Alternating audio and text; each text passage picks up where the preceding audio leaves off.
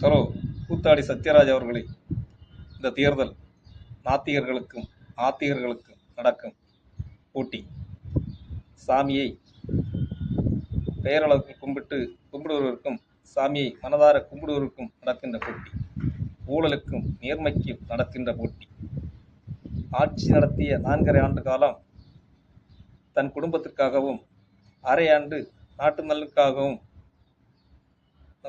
உழைத்தவருக்கும் தன் ஆட்சி அரணை ஏறிய நாள் முதலிருந்து நாட்டு மக்களுக்காக உழைக்கின்ற கூட்டத்திற்கும் நடக்கின்ற போட்டி.